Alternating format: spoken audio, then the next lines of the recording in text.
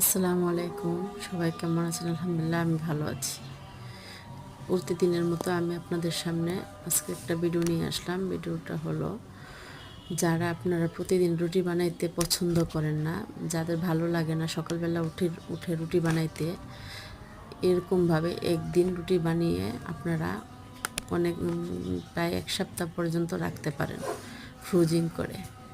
তাহলে আপনার রুটিটা ফ্রোজিং করে রাখলে সকালে এত টেনশনও থাকে না, চিন্তাও থাকে না।